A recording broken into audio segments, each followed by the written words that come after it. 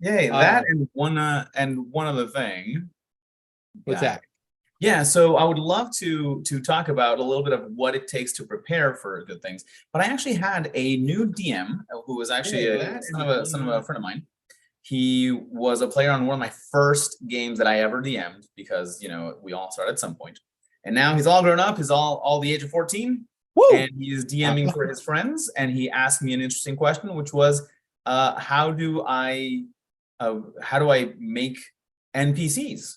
And like, what are they about? And how do I feel? And a little bit of that is my answer was, and I'll let you share your answer. But my answer had a lot to do with a little bit of prep, and I prep things a little bit differently. But then I thought I prep things this way because it is the most cost efficient and time efficient way to prep because I do other things. But Franco also eats crickets for his major source of protein, so you shouldn't listen to him. That's true.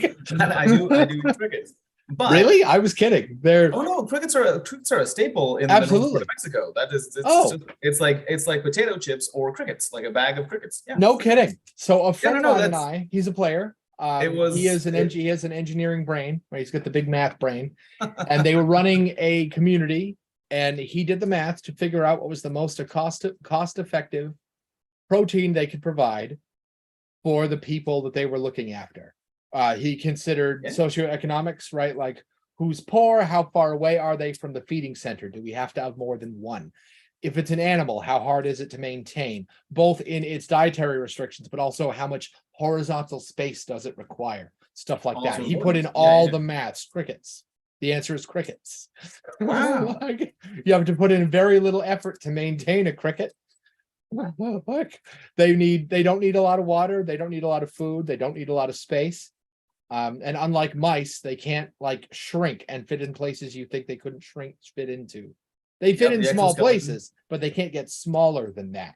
So true. And if you lose one, big deal. And he did all the maths, and I was stunned and really impressed.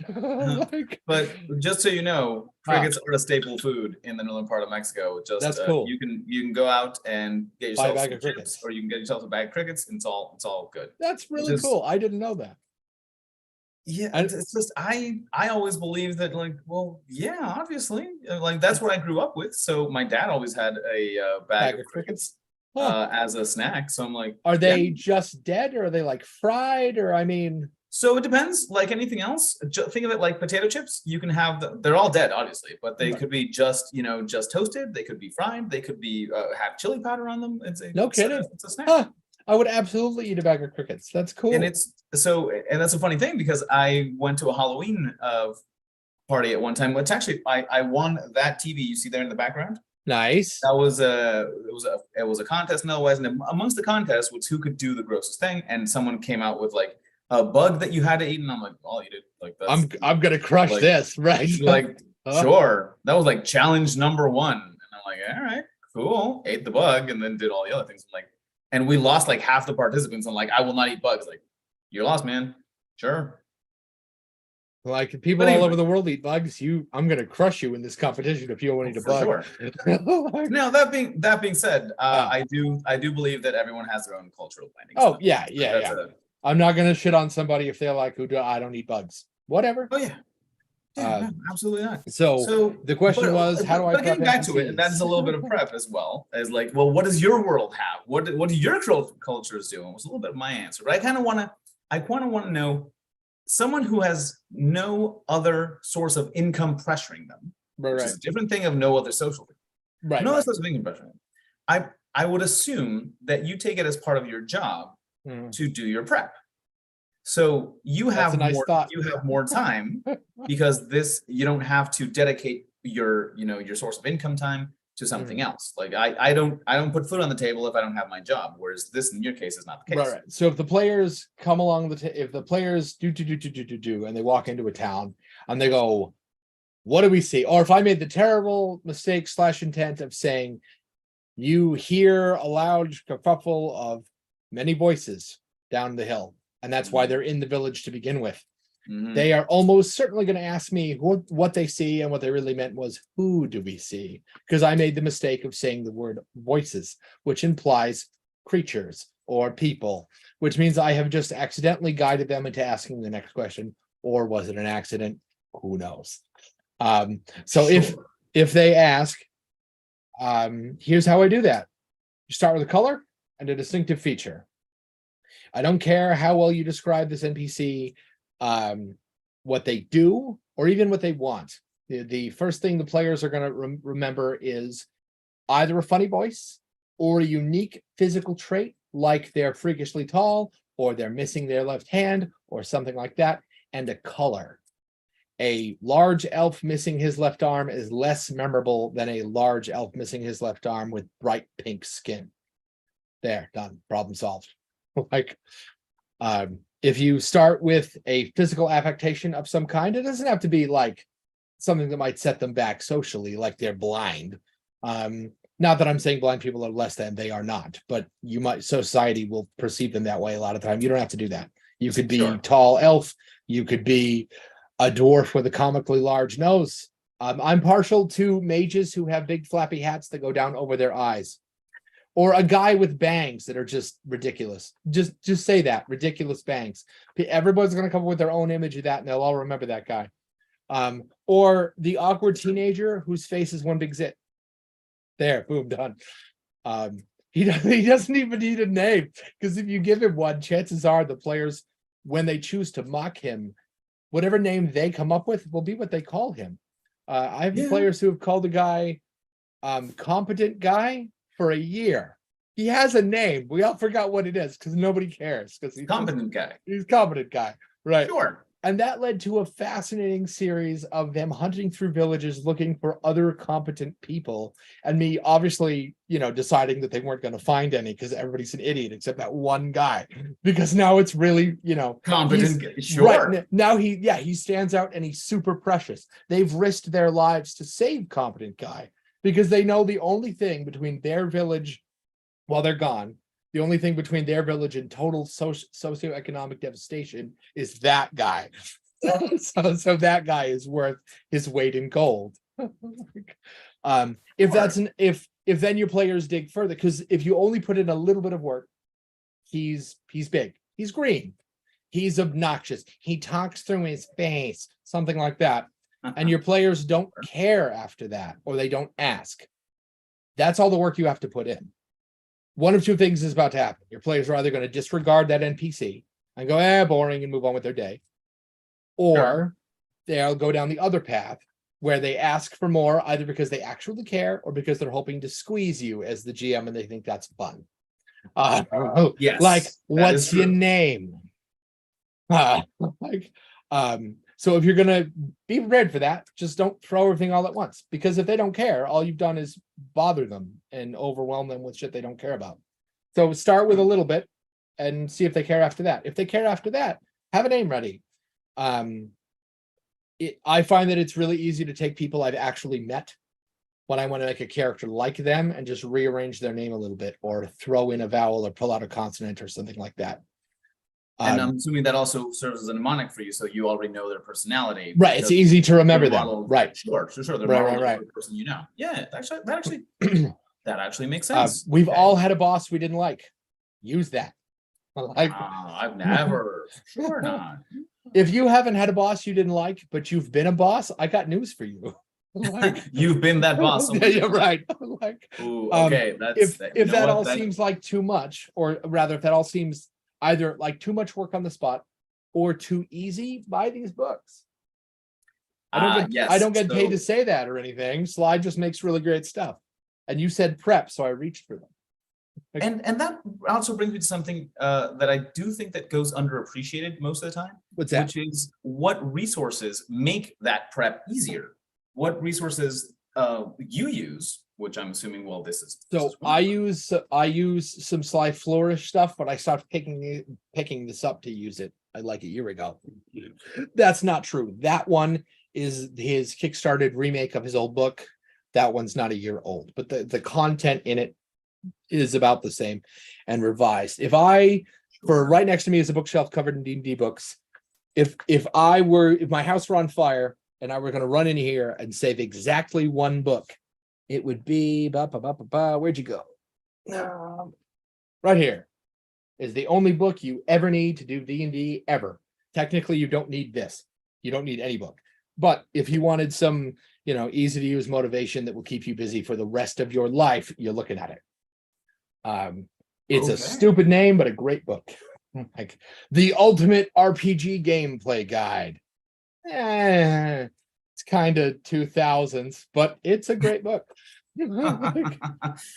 Naming conventions have changed over the years for sure. Okay, and I like that because I do believe that does make things also a little bit more predictable for you because you know where to look for the resource you need at the time, which is not always easy. So I have made more NPCs than I can count with weird naming conventions and weird customs and cultures and the blah, blah, blah, weird habits that range from the kind of habits you don't talk to random strangers about to weird eccentricities like they always have a yo-yo.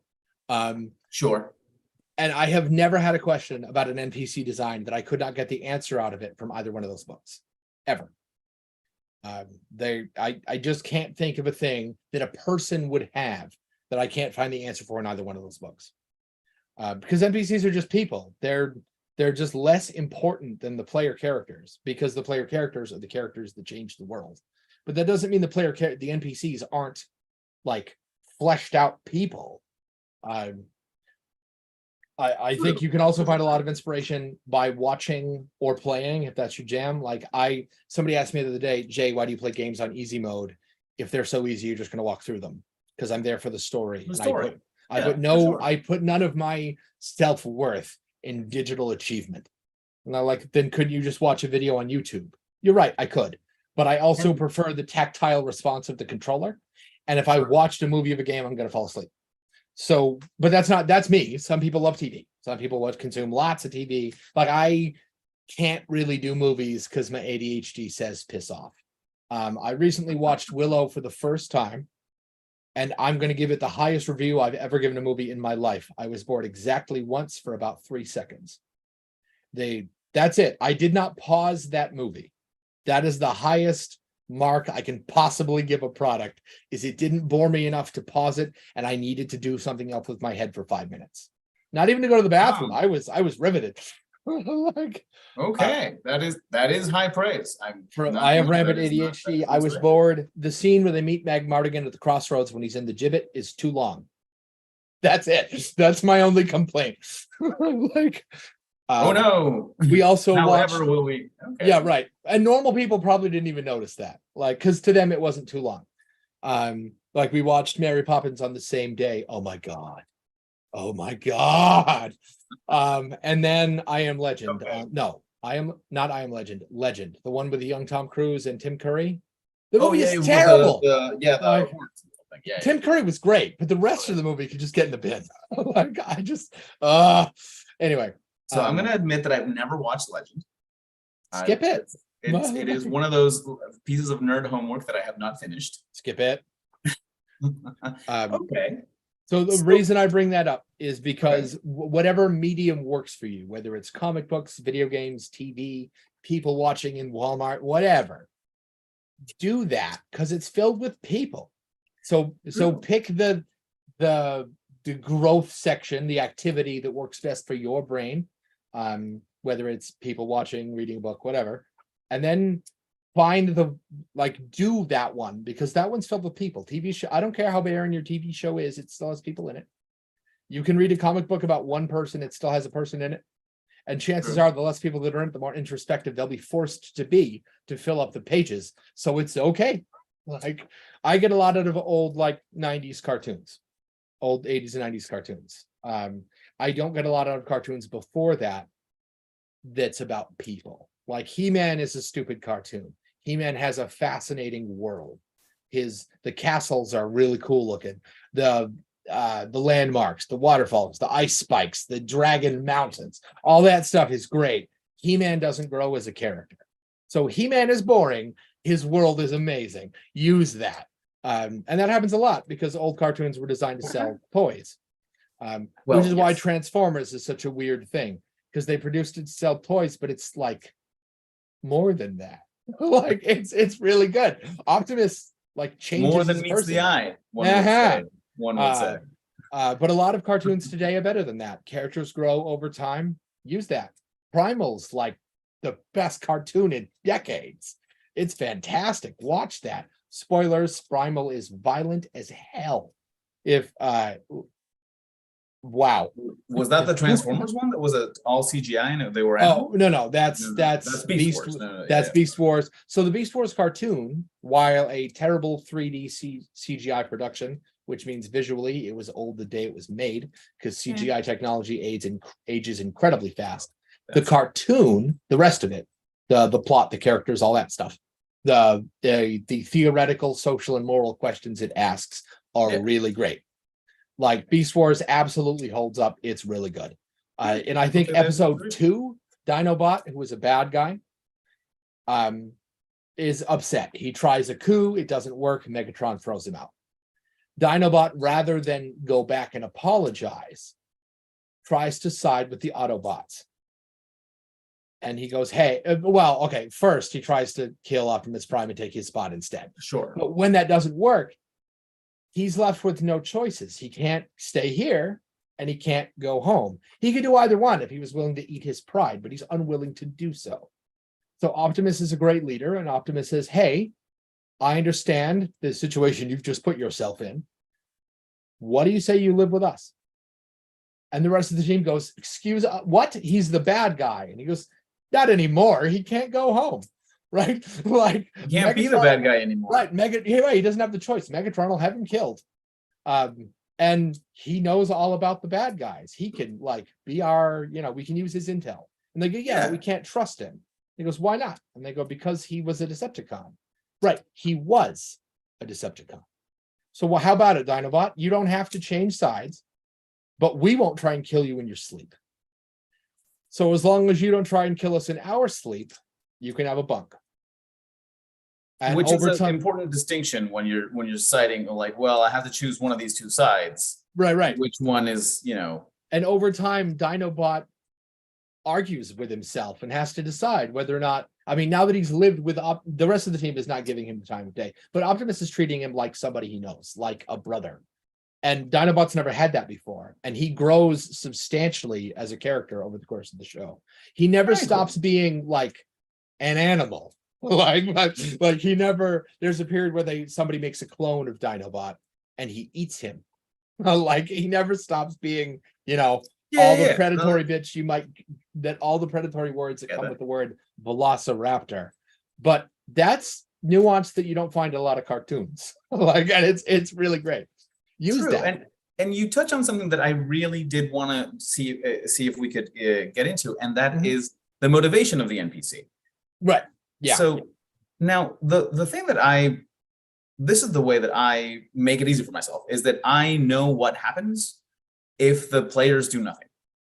Right. So because you run a very different thing than I do. You do a living world. I don't.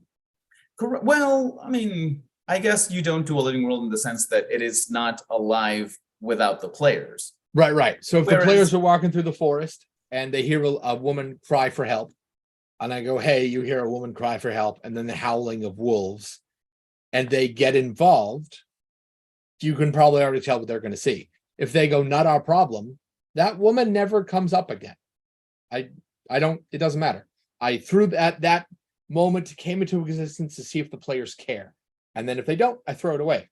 And I've heard people go, yeah, but that means your world never gets any bigger. Not true, because the players are going to care about something, and actions from that will spiral out into the rest of the world. So the world takes longer to flesh out, but all the flesh is their fault for good and bad. True, but you also then you need players who want something, not player characters who want something. You need players who want something. You need players who are actually willing to, save a princess, or they actually want to become the most powerful being in the universe, but they have to want something. Right. Whereas most of the time, just most players, what they want is to play a game and then, as part of the game, embody the character. See what I mean? So that game must exist without the players so that they can then move into it. So think of it like if you opened up, well, I'm assuming that you're playing some video game at this point. Always. Yeah. Or several of them, which is totally cool. I am currently playing, I'm going to sound like an old guy, Mortal Kombat 9 from like 2006 or something. Yeah. So that is because the new Mortal Kombat game is coming out and it changes the story, and I want to get all caught up because I'm like the only person I know who plays Mortal Kombat for the plot. Not true. I actually like that a lot. I just had to, had to stop playing for a while, but it did have an interesting plot because it's the type of plot that I enjoy as well. And with that in mind, it's exactly that. So imagine that you know the plot of Mortal Kombat. Yeah. That you know what happens in the story as canon, as it would happen. But that canon changes according to your playthrough. That's why you get a different ending for every character, the whole thing. Right. So that's a little bit my approach to it, as in I will know what happens assuming everything goes canon. Everything goes as the book says or as the story says. And then what happens is that my players will embody characters that disrupt that decide to take actions that are not part of what is the canon of the story, I guess, but that are that do affect it, that they do interact with the rest of the world, they do interact with the whole thing. And so in that sense, that is the way that I prep my NPCs. I don't need to know every merchant. I don't need to know because they'll walk into a town and I hear some merchants, I hear this. Well, I want to buy this thing, and I actually want to interact with the merchant because I want to buy this particular item or whatever it is. And I'm like, okay, but I know that merchant lives in this city, which is aligned with this people, and so I know that the attitudes of this merchant towards strangers and not locals is whatever it is in that particular part of that world and particular part of that story. So that being the case, I know now how to embody that character and know how willing they are to deal and negotiate, how unwilling they are to deal and negotiate, all that good stuff. And so that is the way that I prepare my NPCs. I understand the world politics first and whatever the story is, and then whatever part they interact with and disrupt, it's the part that would be there, assuming that it's all the untold things of the book, I guess, right, that they're interacting with. I just have to mentally know what the rest is so I can fill in those gaps. Does that make sense? It does. So I used to do that, and then my notebook got too big. I used to be the guy with the notebook with 100 pages and yellow and red tabs and blah blah blah blah. And the problem there is I don't actually like world building. If you like world building, then it doesn't matter if the players never care. If you don't like world building, that means you're doing it for them, only for them. If you weren't playing D&D, you wouldn't be doing it. True. Which is where I'm at. I'm not gonna write a book for fun. I'm not gonna world build for fun. I wouldn't design a video game for fun, not the story bits anyway. That's the same thing as writing a book. You're just doing it with code instead of words. True. If I wouldn't do that for fun, then I'm only doing it for them, which means if they don't care, I'm going to take it personal. Because some part of me is going to be like, some part of me is either going to be butthurt about their lack of an interest, or at the very least, if I'm wiser than that, I can separate my brain from my heart. I will still intellectually recognize that I wasted all that effort.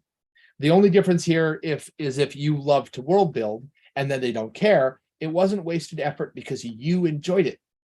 But I don't, so I'm not going to do that.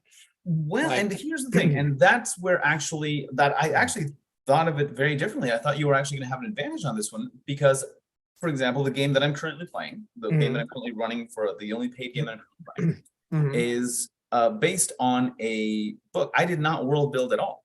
So what happened is that I love that story. I love that book, and I know exactly how that book goes back and forth because I've read it a million times. I think we talked about this last time. And yes, and so that means that I didn't world build at all. I didn't lift a finger. All I did was, okay, well, this is the world as it is, and I suppose this does make you are making the, not you, but in general, this argument makes the assumption of I had not considered inserting a pre-existing world. I never consider that. Well, consider that that's one of the big things about D&D is that it has so many modules for sale and for otherwise that there are worlds. There's Oh yeah. Currently the Forgotten Realms, but there is everything. There's absolutely everything. Right. There's the Forgotten Realms, there's Al-Qadim, there's Dark Sun, there's Birthright, there's Kingdoms of Kalimar. Anybody remember Kingdoms of Kalimar? The list goes on and on and on. Yeah. I just Ravenloft, I suppose, is an easy one that I forgot about. Sure. And that is another thing to the point, which is you don't have to create that world yourself. You just have to know at the time of play what's going on and what they're interacting with. I don't mean to say that I never use a pre-made world. I do. The same table I just mentioned with the big brain guy, we are currently here. Not this system, but this book. But I did deliberately ignore a bunch of the content because the John Carter world is written, at least not in this book, but from the John Carter novels, is written from the perspective of John Carter, because he's the main character. That's why it doesn't say Barsoom on the cover. It says John Carter of Mars on the cover, because it's about him. You, the reader, experience the entire world from the perspective of the deeds he achieves. We never, ever, ever, ever, ever see a room full of people in shadows talking about whatever event, if that event won't include John at some point. While I am confident there's literally a million other political machinations happening at any given moment on Mars, who cares if John isn't going to get involved? So that means when this book shows up, and it's a little bit more flexible than that, because it doesn't assume you'll play John, though he does have a stat block in this book. And as you might expect, he's ridiculous. Like how in the Witcher book, Geralt stats are, if you do the math, if you were to build Geralt with the math provided for character creation, it's not possible. You can't. He's just better than that. There's even an excerpt in the book where the author, Cody Pondsmith, great guy, says, and I quote, "Geralt's just better than that." End quote. But barring that, John Carter's world, without John Carter in John Carter's world, a lot of the content you can ignore, because a lot of the content is the way it is because of John's involvement in it. Sure. So then you have to decide whether or not we live in this world. When the players enter this world, do they enter the world as it is at some moment after John has arrived, and they live with the results of it, either because he did it or we're just saying that it happened? Because if we say he did it, this sets the expectation that there is a mighty champion out there who is not them. This isn't necessarily bad, but it is something to consider, particularly if one of your players is, I don't know, prone to rivalry. Now it's a great idea. Because John, if you have a Goku in your party, the presence of a Vegeta is a good thing. Yeah. But it's a conscious. You have a Vegeta in your party, the presence of a Goku is a great thing. But yeah. But if you decide that John doesn't exist or he hasn't arrived yet, now you have to slide back. Now you have to decide whether or not you slide back to the period how Mars was before he arrived, or you have to figure out the time in which the players have arrived, if that would happen after John had arrived, but John isn't here yet or doesn't exist. Now you have to do all the math to figure out what the world state would look like if John had not arrived. Like there is a meeting of several peoples that John causes. If we assume that John never arrived, did that happen? Sure. And I don't know. And I see why you're happy with that. So I would not eliminate John. So let's say that I were very much in love with this particular story, which I have not read John Carter, by the way. But I'm going to warn you, you should put a from the past boilerplate on it. Like, I'm a big fan, but if it's an Edgar Rice Burroughs novel, if you've read one Tarzan novel, you've read the other 24. If you've read one John Carter novel, you've read the other 4. There are actually 11 or 12 John Carter novels, but only the first 5 have John as the main character. I don't know as if I would bother with the rest of them. Fair enough. But they're good. They're weird. Like after you've read the first John Carter novel, you already have the blueprint for how all of the other ones will be written. They are predictable and magical anyway, and I can't really tell you why. I don't know. Sure, no, and that's okay. I'll truthfully say you were saying about them, but that's not. But my point is that there's no reason why that this John Carter wouldn't be another NPC, wouldn't be someone that they can interact with. Like, why eliminate them? Why does Geralt not run around in that world? Why, like, there's no reason in my eyes that wouldn't be a valid just state of the world. Like, all right, we are. So, oh yeah, I'm not opposed to it. I'm just not opposed to getting rid of it either. So what I would do is when the players show up, I would consider what was best for that group. Like the group that just entered that world is a two-player party. One of those players, they are both prone to rivalry with each other because they go way back. They're good friends from way back, which means and they're the kind of guys where part of their friendship is cutting each other down to a safe percentage, right? But they also have each other's back. So having a powerful ally / like a frenemy to go up against will be fun for both of them. So in that world, John Carter totally exists. Because he's not because he serves the world, but because he serves them. From a story development point of view, they care that he exists because they'll get something out of it. It never stopped being about them. In a different world, in that same world with different players who are like, yeah, I don't want to. Like, I have friends who have turned down playing in the John Carter system because they are concerned that because they're not John Carter, they cannot be the main character. You know, you fix that, you get rid of John Carter. Like, you eliminate the possibility that they have to somehow be greater than him. And I have to disagree there. And that might be something that you need to session zero with your players, which is definitely. Important.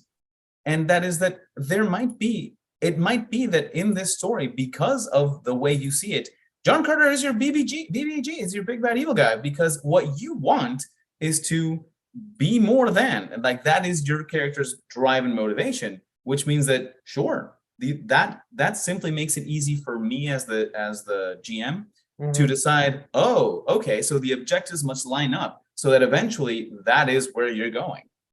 See, to me, that what I heard was characters want big scary super warrior to fight against. It doesn't have to be competing for main character position. Like, it doesn't matter that I don't think they have to jockey for John Carter it doesn't matter that when my friend said to me, hey, I don't want to do that because I don't want to jockey with John Carter for main character position. Sure. That in my head I went, you're not going to. It doesn't matter that I think that. It matters that he thinks that. And you make a good point. Instead of offering up John Carter as a rival to beat and a corpse to stand on, you offer up somebody who is just as powerful and just hell more capable, who isn't called John Carter. That little tiny difference will make all the difference. You ever play a video game that said, I don't like, Alundra 2 is an old PS1 game. Alundra 1 is an amazing video game. The story is incredible. The music is just out of this world. It's really, really awesome. I'm replaying it. It totally holds up. I am stunned at how good it is. Alundra 2. So Alundra is Zelda for adults. It's Zelda mechanically. You play a pointy-eared dude in a tunic with a sword, and you get a power glove, and you cut down grass for money, and you shouldn't mess with the chickens, and you have bombs and puzzles, and it clearly defined dungeons. It's Zelda. But it's Zelda with idol worship and what good is free will, and is self-belief really that good an idea? Because if you pin all your problems on a god and you fail, you can blame them. If you pin all your faith on you and you fail, now you blame you. Is that better? Gee, I don't know, but it's a question to talk about. Alundra 2 says, never mind all that big, heavy moral shit. Let's have a pretty okay, but not great 3D action platformer with clockwork soldiers. Alundra 2 is fine. It's a terrible Alundra game. If they had called it something else, nobody would have been butthurt about it. Like, John Carter is the same thing. You make him the same guy. Just call him something else. In my experience, you can cheese your way. You can absolutely use any plot that your characters are fundamentally familiar with and change the gender, and they will never see it. I don't know why Lucy Skywalker can fly right under my Star Wars players' noses, but it works every time. Like I every single time, like a machine, I don't, because people have it in their head what they're expecting. Like Okay. it's a powerful cheat code, but it works every time. I have Hey, players as long as it works. I've told that to. Like I told them, grab them by the face and put their face in front of my notes. And I waited for the tick tick ting, the ding, and then to be mad at me. And they just didn't see it. And these are intelligent, smart, developed human brains I'm dealing with. Like, and they didn't see it anyway. It's cheating. Well, and so you bring up something really important then. So then it really doesn't matter where you get your plot or your characters from, Nope. so long as that they are compelling to the players you're playing with, Right. and they're not something that they would reject in the sense that they actively just don't want it. Right. There's obviously there's consideration for you. Like Ezio Auditore is a character loved by many, many people. I don't like him. I think he's inconsistent and abrasive, and he bothers me. But lots of people like him for the same reason. What I see as inconsistency, they see as character growth. Which means if I was going to have a table with Ezio in it, if I had a table with a bunch of players who are all Assassin's Creed fans, who are Ezio fans, because there's only like 10 of us on Earth that don't like that guy, I would be sure to include that guy. But there would definitely be an inclusion of a concern for me as a person, because I don't like that guy and I don't want to deal with him. And there's not only do I get like rights to, which is a weird way to phrase that, but it's what I've got at the moment. But there's also, if you create a character, that if you include a character that you can't stand to the point that it might psychically leak out all over the table and, I don't know, influence that character's presentation in a way that you didn't intend, don't do it. Oh no, for sure. For absolute sure. I am always under the assumption that the GM will only put in the things that they find enjoyable. And of that group of things, they'll only put in the subset of the things that their players also find enjoyable. But I never assume that you're going to put in something that you don't enjoy as a player and as a GM. Because again, it's such a weird thing for me. It absolutely does. Oh yeah. Like my preferences as a player and my preferences at the other end are completely different. True. Like, which is I can't imagine a table.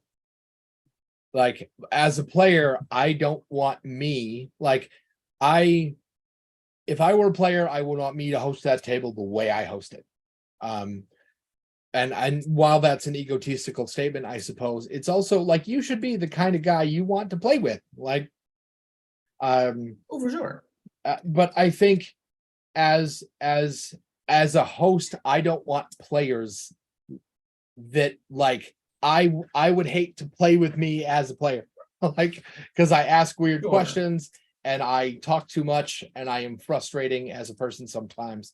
And the idea of like if I was on the other end of the table, I would love the idea of me hosting for me. I very much am scared by the idea of me hosting like the other way around, like a table full of me's to host for. From the host me's point of view, sounds very, very uncomfortable. Like I don't want that. I get it. I totally get it. So NPCs, I think NPCs, a great way to make NPCs is to make the things they care about, which is a great point. And it doesn't have to be something deep. Like just a little tiny hook is good. Like if you find a little kid in the yard digging, and the players ask why he's digging, like with his hands, like dig, dig, dig, dig, like a little human mole. And they go, "What are you doing?" And they go, "Oh, I'm looking for Edric's disc." And they go, "What the hell is that?" And then you quickly say, "Oh, Edric was an ancient champion of the town, and legend says whoever finds his disc is going to be the King of England." There, your players now have two things to care about: this little boy's weird energy, and you've just established a myth in like 3 seconds. And now this town is more memorable. No, absolutely 100% agreed.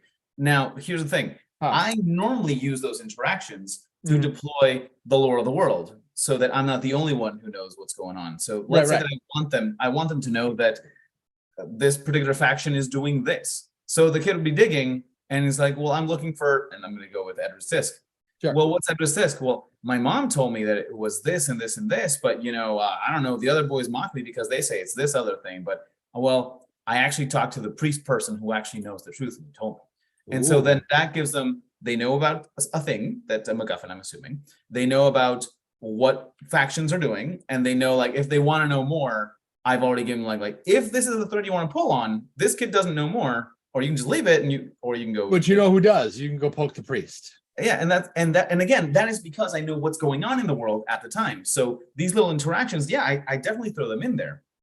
But that's what I mean, that you have to know what's going on outside of that NPC's interaction, because you have to be able to hook all those things to provide the narrative and to provide the motivations and to provide all the MacGuffins and that sort of thing.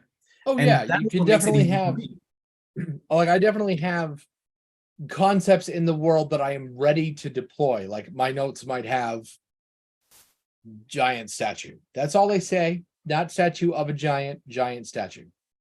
A giant statue is awfully vague. If you're in a town full of pixies, a 6-foot statue might be a giant statue. Sure. If you're in New York, like real world New York, you're gonna have to do better than 6 feet for people to call it a giant statue. So when players show up, I'll say, hey, new town, where do you want to go? There's landmarks to be found and shops to be explored and stuff like that. And then if they say, oh, shopping, that's where we go. And I'm not going to throw a statue in their way on the way to the shopping district, because they specifically told me they were less interested in that than shopping. I pre-fed them their options, and they can absolutely come up with one that wasn't on the list. They do that all the time. Like, I have players who go like, well, hold on. Yeah, okay, I could go like look for a landmark, but I'm hoping to find a guy who's big with plants. Sure. And now they've told me what they want, and I make that guy. Like, well, so here's the thing. Let's say that they tell me I want to find a guy that speaks with plants, but they happen to be in a place that is, at least canonically in the world, it would not make sense. What I do is tell them, like, oh, fantastic. So, in this case, roll me an investigation check, and that represents this many hours of you asking around, and that's right. And then they find out where to find the people who speak with plants. So if that's part of their objective. Yeah. So how I would do that same scenario is if a guy said, hey, I want to find somebody who speaks with plants. I go, has your character been around? Traveled the world? Like, what's on a scale of 1 to 10, what's your traveled and know stuff score look like? And they're free to just pull that out of their butt. If they want to say 10, great. And then I think while they do that, I figure out what number is the right answer to know, like how rare is, if this place is super barren and it has no plants in it, then there might not be a guy. If there's not a guy here who speaks plants, how close is the nearest guy who speaks plants? I don't need to know that before this moment, because it didn't matter until just now. So when they ask, I'll decide 10 minutes. He's the next town over. He's 100 miles away. I mean, where is he? In my head, boom, done. Great. They come up with the number that they decided. They didn't roll for that. They chose. And then I say, okay, great. Based upon, if they said, I don't really travel so much, there's not a guy here who speaks plants. That's it. There's no roll for that. If they say, I've been all over the place, great. Then you probably already know, either from somebody you've met in a bar once upon a time, or a guy you beat to death over that book you really wanted, or your studies or whatever, that the nearest guy who speaks with plants is, you're probably going to find that guy in town name insert here. Let's say Ringword. Now, and again, we have a slightly different approach to that, because the way that I would handle that is, okay, part of the lore that I'm going to feed you when you interact with this shopkeeper that could open the mouth for the spoon, right? Is I'm going to give you the lore that I need you to know. Not because, the world doesn't work without you knowing that lore, but because it is the next thing that I also know that you're interested in, or whatever it is that you're the path you're going on. But it's also, I'm going to say that, and, you also want to know about this. The guy happens to know about that too. So it's going to be part of the interaction, but I'm not going to deprive them of an interaction, because I do believe, and this is a slightly different philosophical approach, I do believe that, yes, players should know and decide their character's backstory. They should know all these things on their own. It's not for you to decide for them.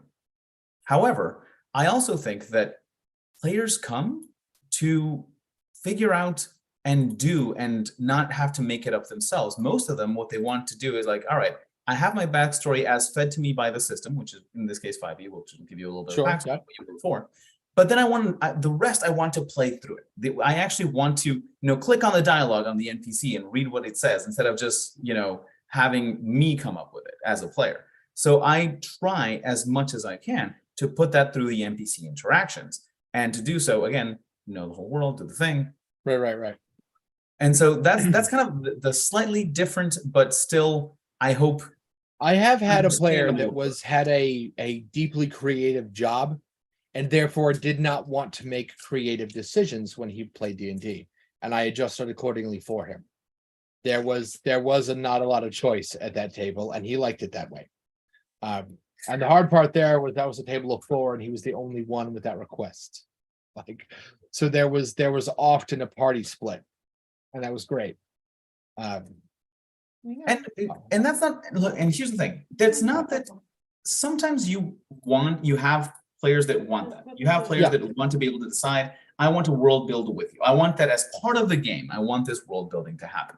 And that is a one particular type of player. But it is, in my experience at least, that it's not the majority of them. So let's say that you're going to run a one shot for your friends. You're finally decided to go and be the DM and do the thing that no one else wants to do because everyone wants to play, no one wants to GM normally. Right. Like, I'm going to throw myself into it. You still don't know what your friends want because none of you have played before. Right. And what I have tried to do is find a solution that works so often and is so I'm not going to say offensive, but aggressive, that you can throw this in with any group of players. And through playing in this manner, you'll learn about your players. You'll be able to customize it as you go, but no one is going to say, this was not what I wanted. Okay. You know what I mean? And that's what I've been getting a lot of questions about. A lot of people who've come to me, I'm not sure I don't think it's because they've seen me on these particular videos, but maybe because I make no secret about my love for D&D. It's not, I don't keep it to myself. I have found that the questions that I get are from people who are unsure of their own style of DMing still. I get that a lot. New or because it's a thing you come up with over time. There is no answer to that question other than just do the damn thing.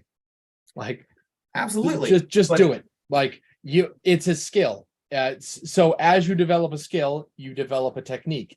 The difference between technique and style is really thin.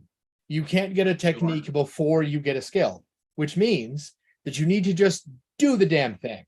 You're gonna screw up, I promise. Here's the thing though, if you sit down with new players, guess who's gonna screw up too? Oh, for sure. Them. So you're on equal footing, stop freaking the hell out. Also, in my experience, players care so much less than you think they do. So much less. Like, it's my job. I get paid to do it. And the parts of it I freak out about, sometimes they find out about that and they're like, huh? And then I have to remind them about the thing I was stressed out about. And they go, oh yeah, I guess. They don't care. They do not care.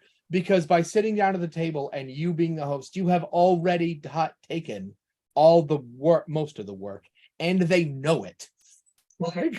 So you already have a huge psychological buy-in simply by doing the hard part. So just don't stress about it. D&D is not hard. For me, the only part that's hard is convincing people that it's not hard because they've got it in their crazy heads that it's hard because they watch other people do it and they're like, oh, that energy is so real and authentic and cool. How do I get that? Be yourself. I know that's cliche, cheesy, stupid advice, but it is the best advice I've ever gotten for literally anything. Just be your authentic, goofy, weird self. Funny you say it that way. Huh. The reason so probably not relevant to this case, but I do also, and we have to admit here, you do magic. I knew that. Yes, and D&D is a bit of, much like, not exactly, but much like acting, it's a bit of a performance art. And you're right. Definitely. And it's a skill that you develop over time, and you actually get good at it, and you develop your own techniques that work well with it or not, for sure.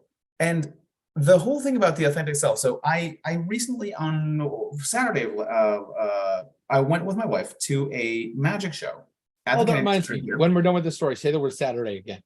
Yeah, I will. I will actually take a little note on that. But either way, so we went to a magic show, and it is a magic show that I enjoyed thoroughly. It is a show called The Enigmatist, and Ooh, the that's a cool magician name.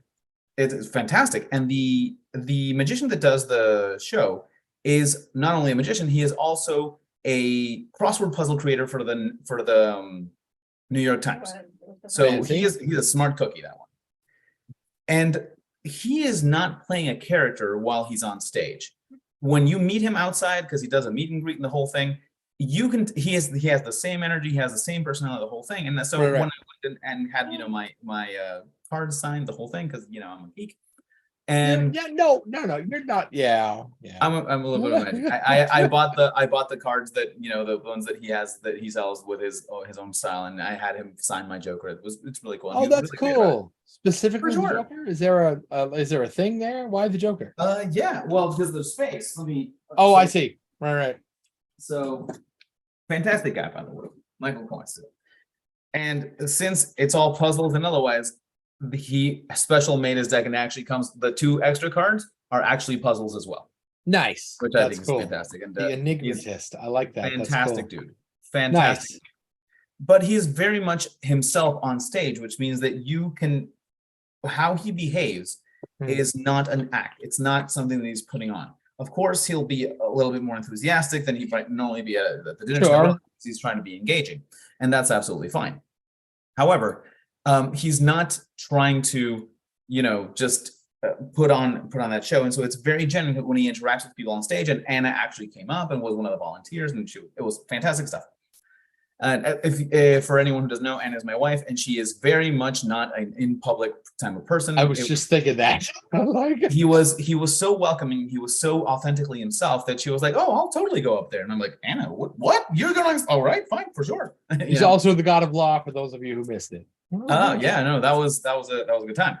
And I was commenting on that with my neighbor, who's the guy that worked at NASA, and whose signature is on all the release papers for every rocket that was launched while he was working there. So giant nerd, yeah, okay, giant nerds, everything. And I told him, hey, you would love this. One, it's a whole bunch of it's magic about puzzles, which I thought was fantastic.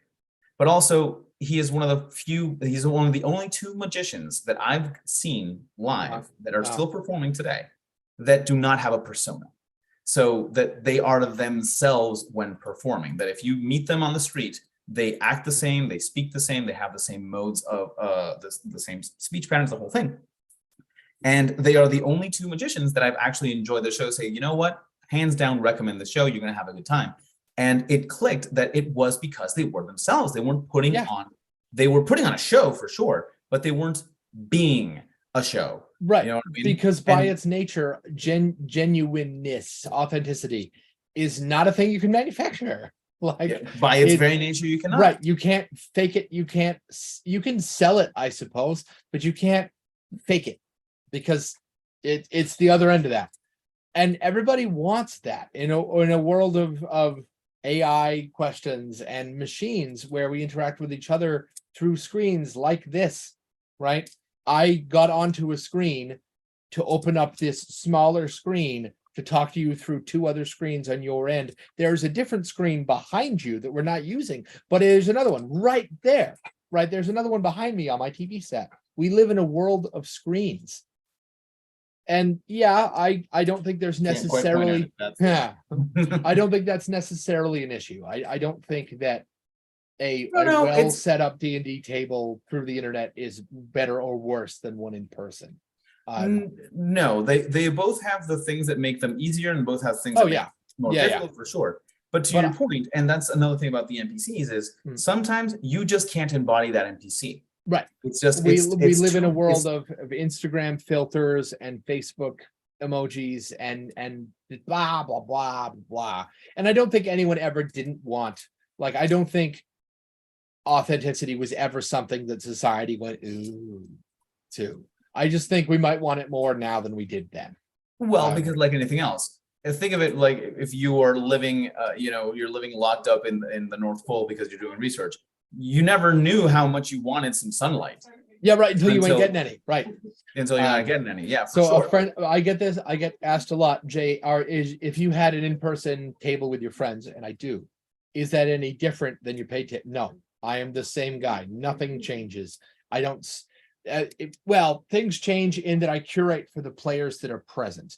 If they are little Good. kids, I'm going to swear a lot less, close to zero, maybe just zero, which is hard. that is difficult. I probably don't talk any less. I talk less at the table than I do right now because part of my job is providing information to lift them up with and then shutting the hell up and watching them fly. But that happens for every table, not just the one where I have friends. Like, and I also don't differentiate a whole lot between client and friend. That's probably bad business practice to not draw a pretty big line between business and pleasure, but I don't. It depends on what you need, as in what you do for the table. That you absolutely, you're right, you should not differentiate anyway, because you are going to present the same game, you're going to present the same effort. That part's fine. It's more the dangerous part, I guess, would be your expectations of interactions outside of the table if you don't make that distinction. But we're all grown-ups and we all take rejection sometimes. And we have to deal with it. I don't think that's a bad thing. So, I have like, been accused by my wife for making friends way too quickly, and I don't think that's a bad thing. I think that is a thing that you need to learn how to manage, but it's not something terrible. So the only like business part of my job that I have, I'm not going to flex on this, and I will just change over it, is I have a standing expectation, and we talk about this at session 0. So whenever I sit down with a new group of players, they get a session 0 and a demo table. Chances are we're only going to roll dice in this one, but that's not like, it's not like a demo where the final video game is going to be different. That is a level from the video game you're about to buy. It's a full fat full fat experience. Full-fledged thing. It's exactly that. There's just going to be more of that. Right. And a lot of the session 0 content we discussed, whether that's safety tools, character design, whatever, is going to come up again during that time period. Because when you do session 0, particularly if you've never played D&D before, you don't have a lot of expectation and perspective for you might understand that like 12 gets me +1 and 14 gets me +2 and higher numbers are better. But you might not understand that because I'm me, I use passive perception as the floor, not the ceiling, which means passive perception is very useful. And there are skill, like if you've never played D&D before, you might take performance as a skill. Depending on the table, that skill is junk. Whereas like your strength score, if you're a melee fighter, never stops being relevant ever. Even when you're talking to the king.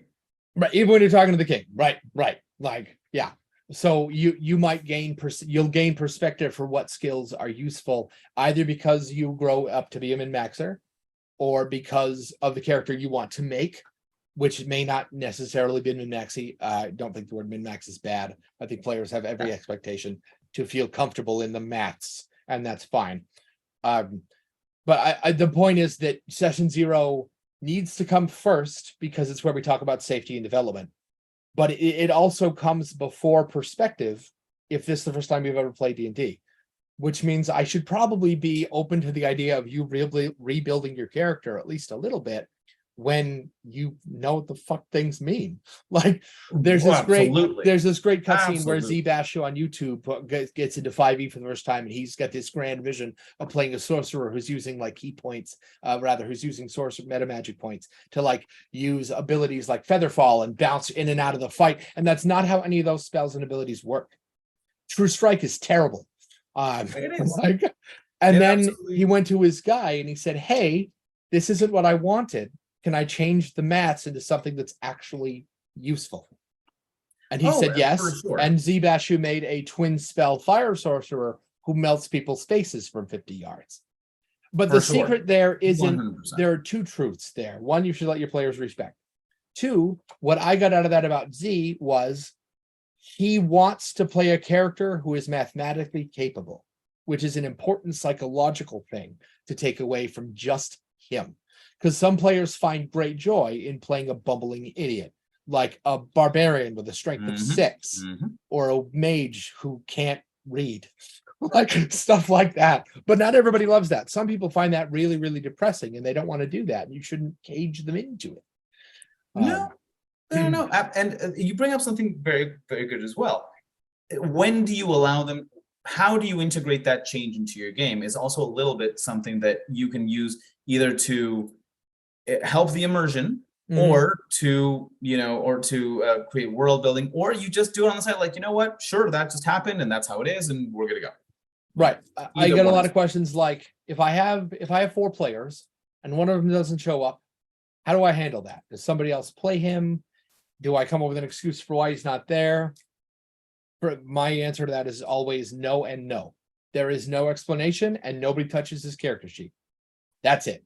We just for sure. No. And that is, and I can confidently say that should be, in my opinion, universal.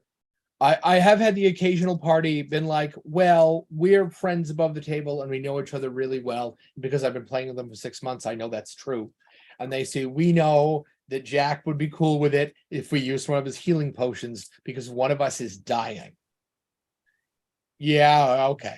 Even that would be touchy.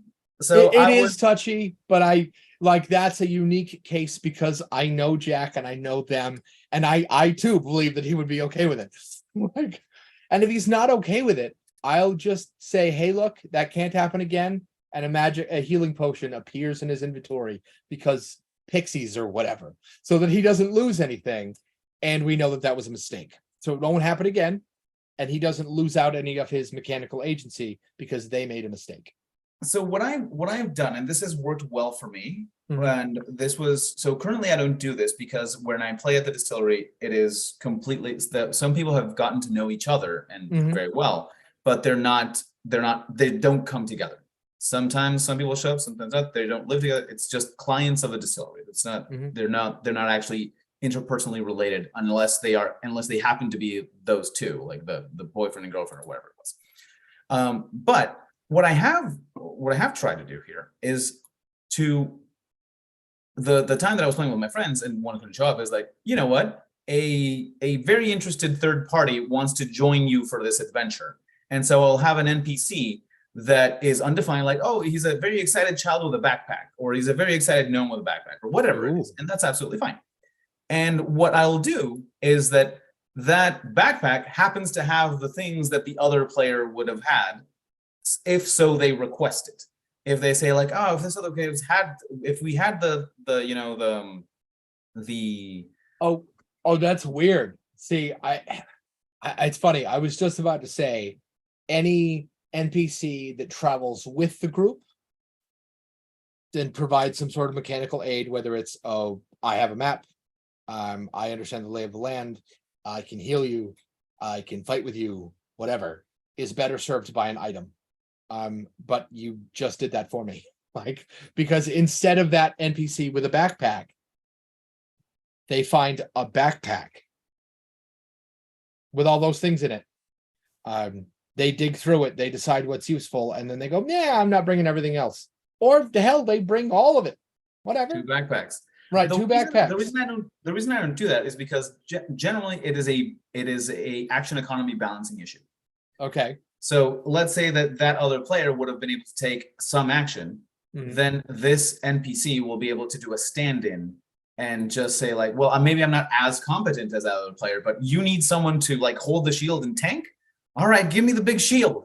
You know what I mean? And then so you have a shield that floats on its own.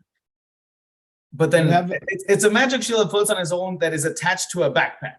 Sure. Okay. No, it's a backpack that has a deployable, unfoldable shield that does that. But then they have that forever. Yes, they do. And in my case, I don't see the problem. No, they just have this. They just have this stand-in until the other player can also come back in. You could also say it has X number of not rechargeable charges. This still gives them all of the agency to use it or not use it, but it does have a finite limit. That's how come magic items in magic items, powerful healing items in Final Fantasy. You're like, oh, I don't want to use that. I don't want to use that elixir because I only have one, and it's really, really powerful because it'll heal me completely. And I don't want to use. Oh, ow, that hurt. That was one hit. I'm at 80% life. I could use it now. Oh, I don't want to. Ow, now I'm at 50%. Yeah, but if I only use it now, I'm only getting 50% of my life back. Better to wait till I'm almost dead. And then you kill that thing, and you still have it. But eventually, you're going to use it, and you're only going to get the one. That is different than a magic item in Elder Scrolls that does incredible, stupid bullshit, but you can just recharge it forever. I think that's most of why 5e's magic items don't enchant me in any way, because there's no expectation that they can't be manufactured. That's literally what an artificer does. Not all of them, but a lot of them. And they recharge. Surely then, over time, legends of them would grow and grow and grow and grow, and mages and fighters would have taken them all. Which is what you're doing now. That's many of those things that are being taken. You're the adventurers who are going to go take them.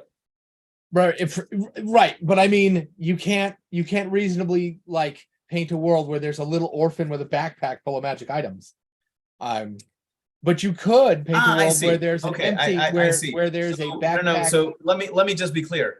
Okay. The little orphan doesn't have the magic items, just has them in the extra rope or the extra. It's an extra pair of hands, and so it's an extra person. Mm-hmm. But it doesn't mean that they have no the magic items. Because then again, what happens if they just you know what? I'm just gonna mug this kid, and then I have duplicate of all the magic items that I used to have. That's the same thing.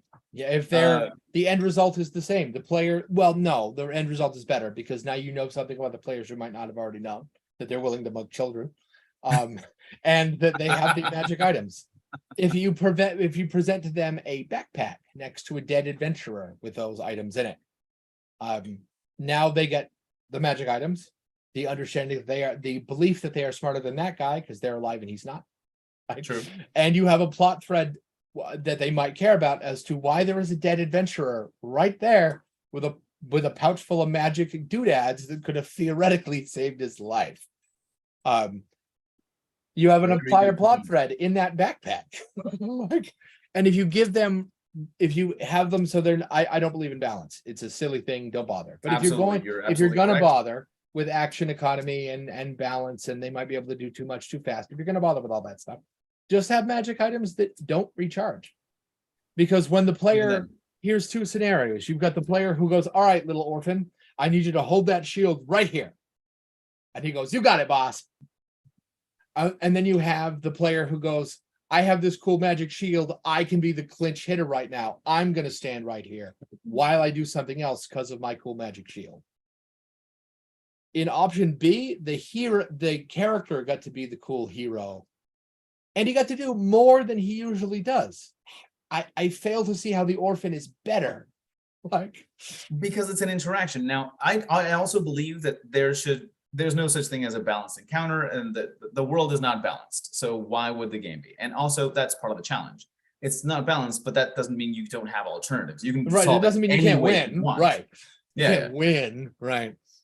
But so with that in mind, what happens in my case is that I will give them and again, this is something I did when I had a distinct group of players that were all friends. And otherwise, I don't do this at the distillery. Whoever shows up, shows up. Whoever doesn't show up, and we just keep on going. But in this case, you and your flexibility. It was mostly simply because of that, because I needed them to have the same action economy because they plan for their action economy. Players, there is that.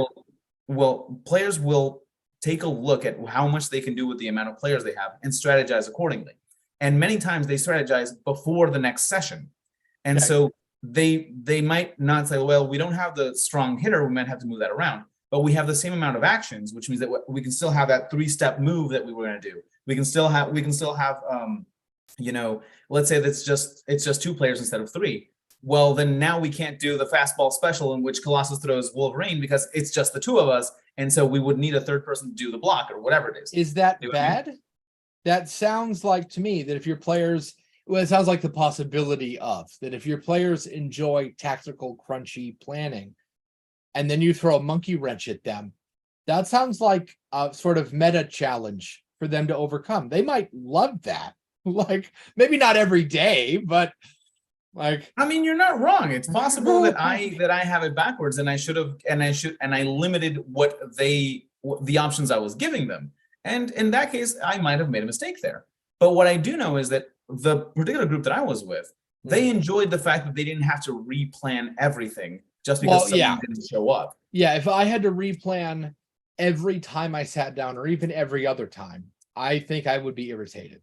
If I had to replan occasionally, Also, that happens in video games. It lessens the sting of it lessens the sting of someone who can't make it.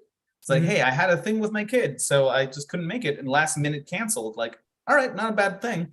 And no one, not that this group in particular, because we're all friends from the karate studio, which, as you can tell, I'm about to go to my class. Ooh. Oh yeah, I don't want to keep you. I imagine. No, we're good. We're perfectly on time. We're all good.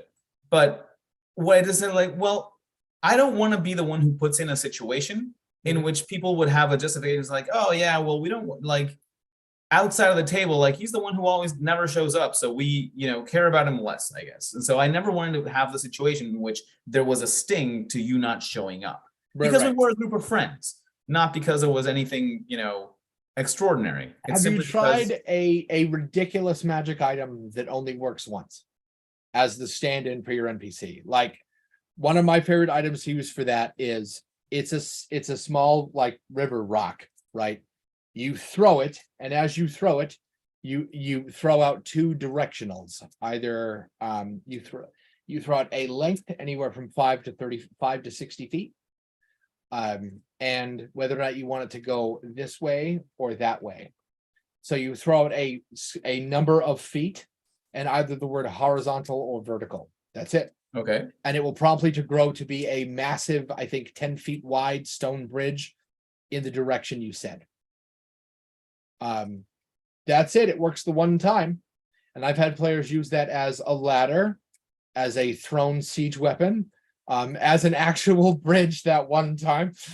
Like, sure. I know, boring. I think my favorite was they used it to plug a hole in the abyss. Like, they used it as a giant 60-foot stone cork. That is not what I expected at all. Yeah. And when players show up and you're down one, you roll. Yeah, I don't even know what they're going to get. I roll on a table and I say, here's your one off. Use it. Don't use it. Whatever. Like, it's going to disappear at the end. Right. That's how I do inspiration these days, too. Everybody starts with a point of inspiration when we sit down. Okay, fair enough. You can't get awarded another one in this session. And that one, you will grow a new one at the start of the next session, which means there's no reason for you to not use this one. That means the players have grow a new one. I just imagine someone like having a little extra ear, like, or something in there, like just like that's funny. It falls off, and then you grow a new one. I don't know why. I don't know why it's an ear. I think ultimately what I'm getting at way down at the core of this is I try not to do anything unless that's what we've agreed to that would deliberately inhibit the players being ridiculous. By giving them an NPC that will be either ridiculous or not ridiculous for them, by putting any power they might have or any agency they might have to have an idea or leverage an idea in a character instead, who could, in theory, say, oh, no, dude, that's dangerous, pass. Because in my experience, when you make space for players to be just absurd, they will be. And that's part of technique.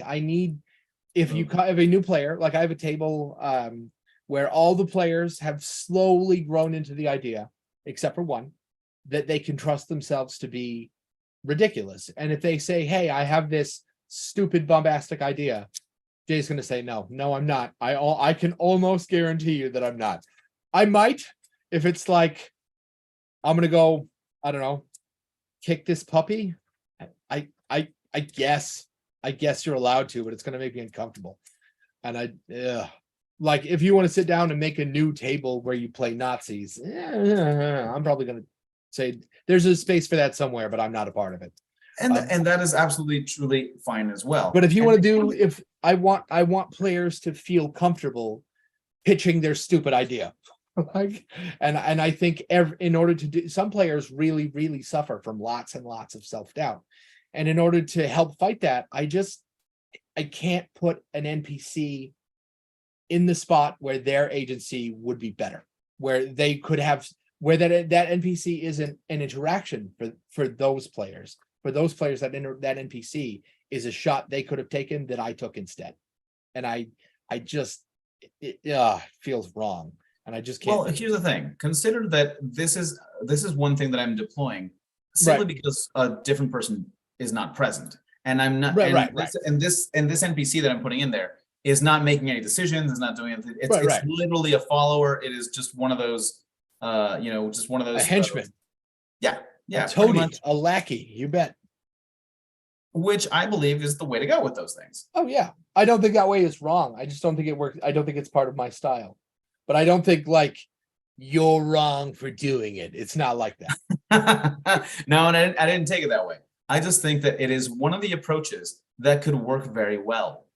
And again, every table is a bit different. Now I know that it seems like you're already being called to dinner, so I don't want to get into Amber's way. That's all right. A fantastic person. And I do want to remind you about Saturday, and I'm very, very curious. Yes. I am looking to put together a couple of Saturday one-shots. I didn't know if you wanted to be a part of it. Oh, this Saturday in particular, let me just take a quick check, because I might be. I don't know if it's going to be this Saturday in particular. I'm waiting to hear back from a player. I will happily accept it so long as they are one-shots, because I cannot commit to all my Saturdays, because as you know, I do social events and otherwise, and sometimes I just have to. And this would be one of them. I'm just kidding. Commit. Have a great day.